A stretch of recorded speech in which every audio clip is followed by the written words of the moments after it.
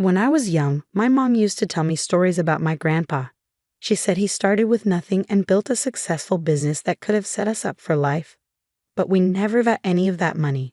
I didn't really understand why until I got older and learned about his will and everything.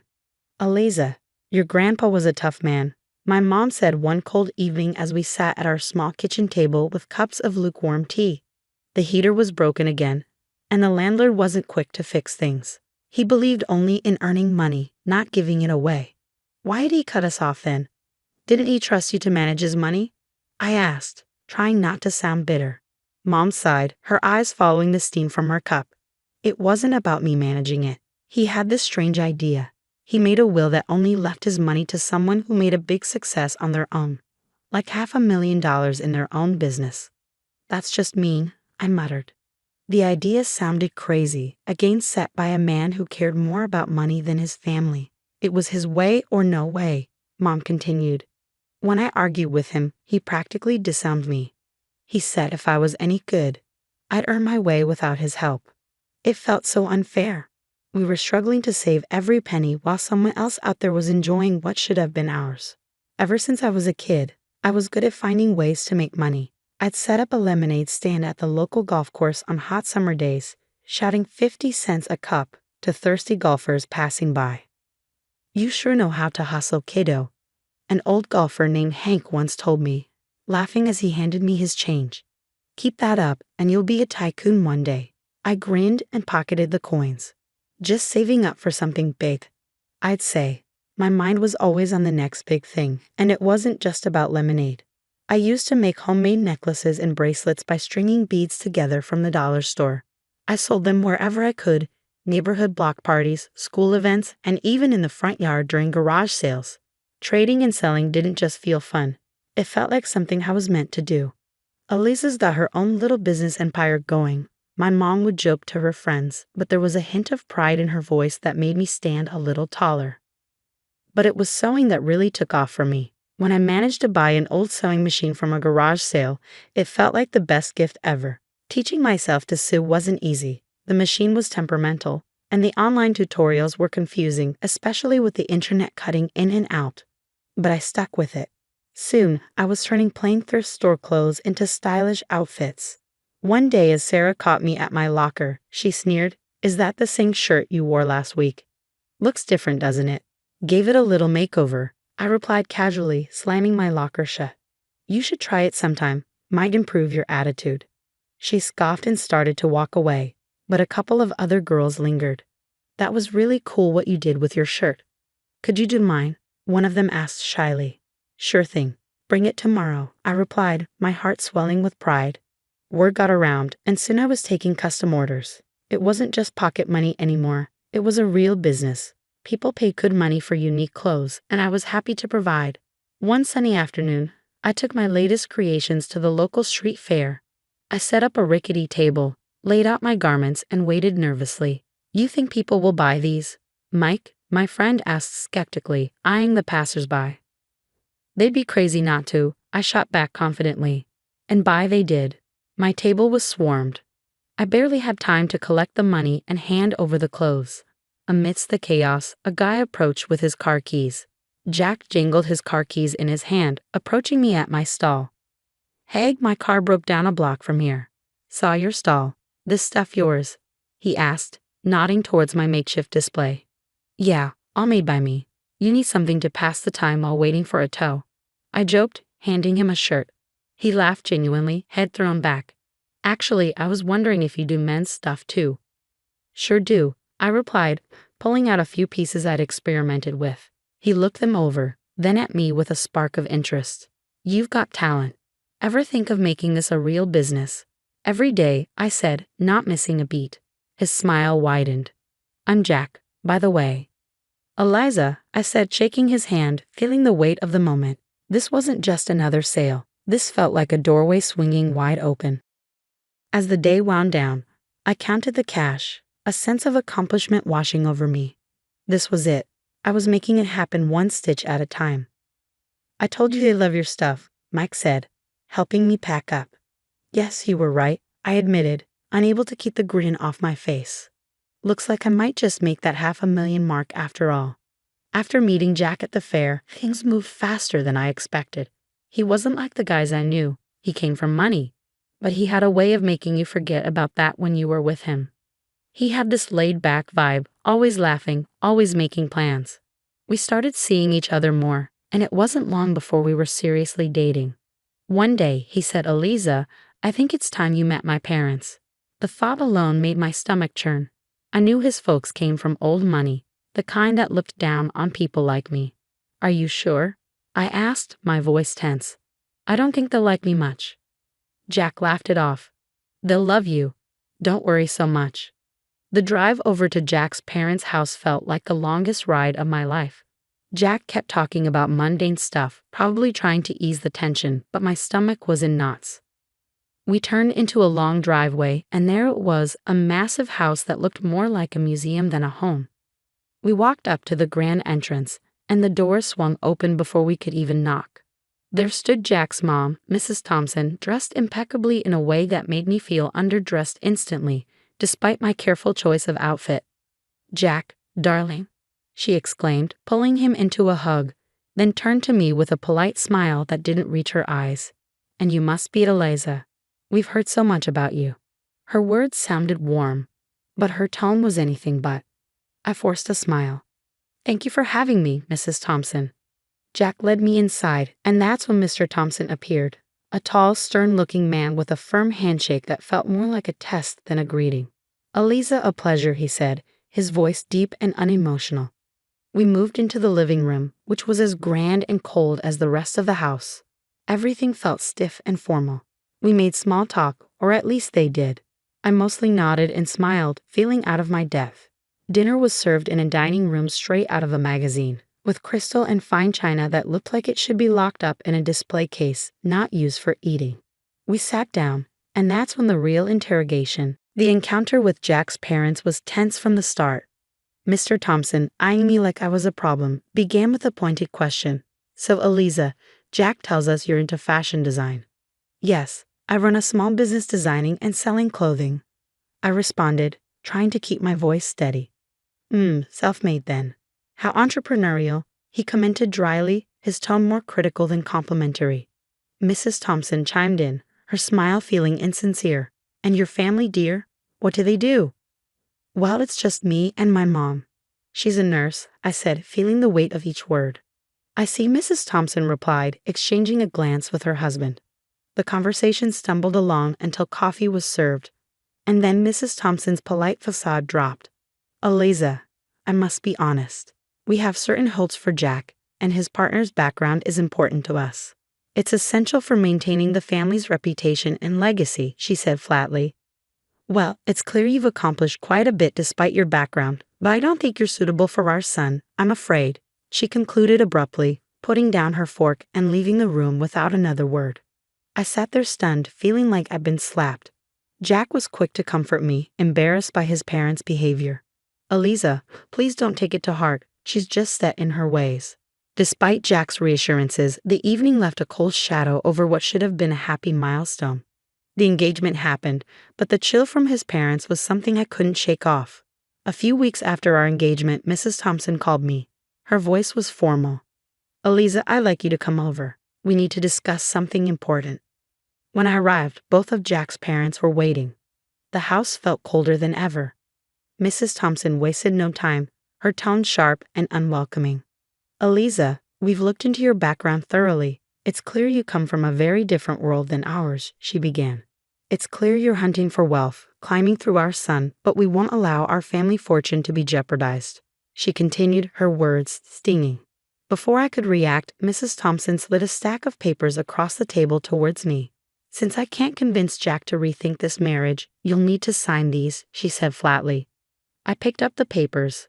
They were a prenuptial agreement. As I read through it, I realized I wouldn't lay claim to any of Jack's wealth, and neither would any children we might have. Without hesitating, I signed them. "I'm not marrying Jack for his money," I said firmly, handing the signed papers back to her. Mrs. Thompson looked taken aback, and even Mr. Thompson raised an eyebrow, surprised by my quick compliance. Leaving their house, I felt a mix of relief and resentment. At home, I told Jack everything. He laughed it off. Wow, you really showed them. Good for you. As the wedding drew closer, excitement and stress filled my life. My sportswear brand, built from scratch, was finally taking off. Seeing my designs worn and loved was thrilling, and I had accumulated a small capital to expand and take on bigger challenges.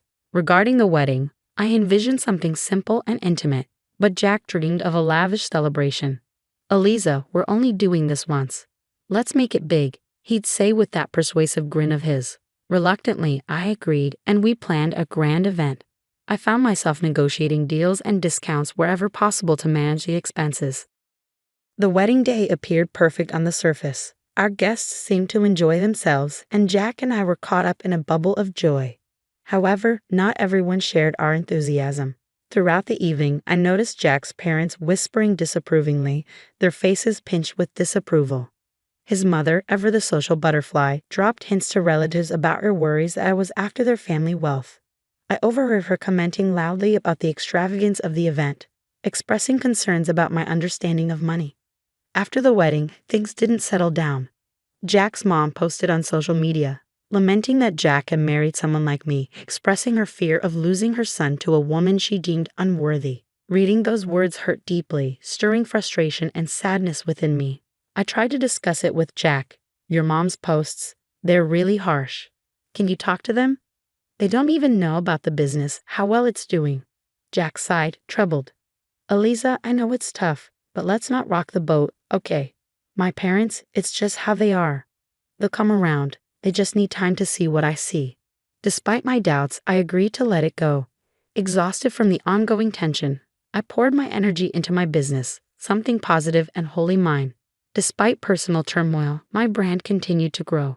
Orders poured in, and I gained a following, doing interviews, photo shoots, and discussing partnerships.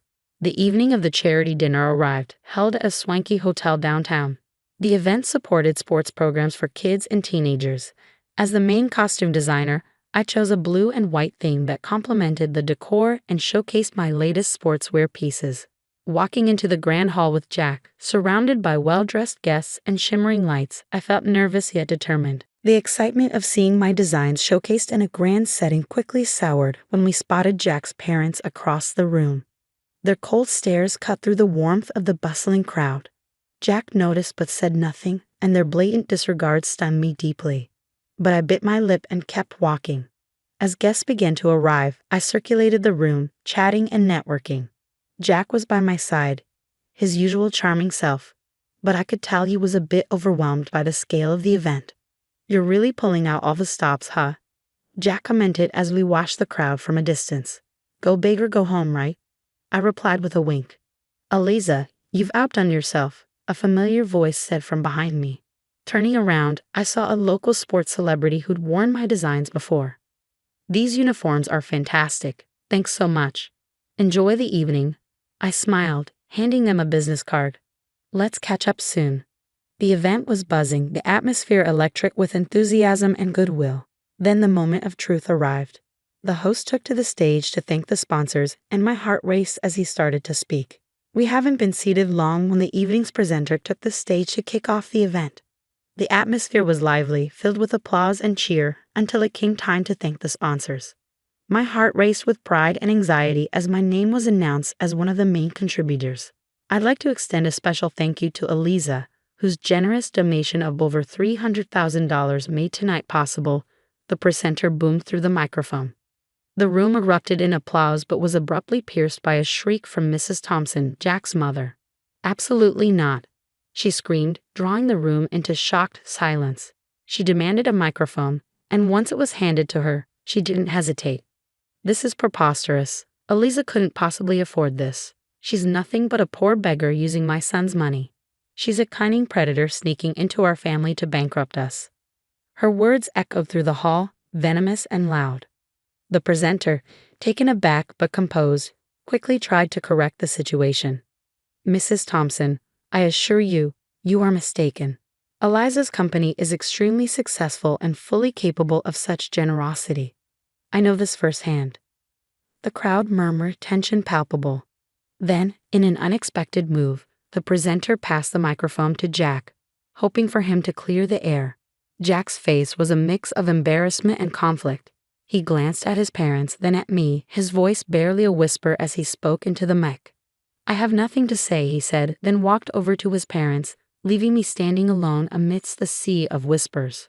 The weight of the moment settled heavy on my shoulders.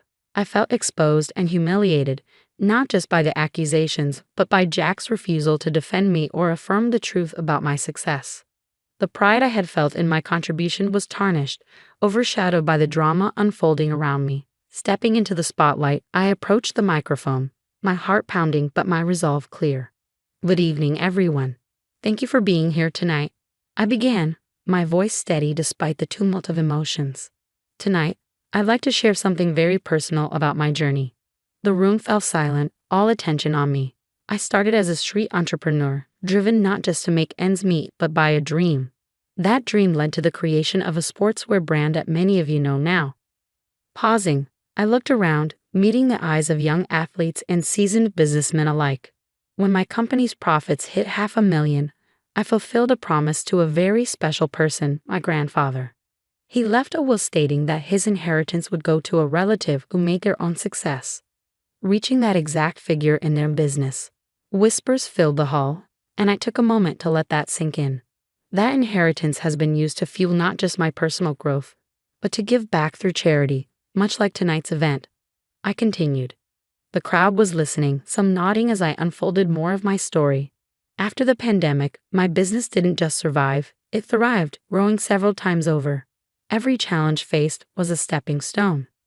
As I concluded, I stood before them not just as a business owner, but as someone who believed in the power of perseverance and dedication.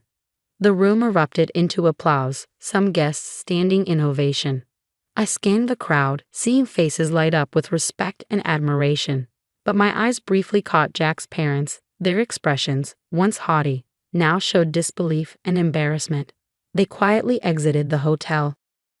Jack, looking equally shaken, tried to approach me, muttering an apology.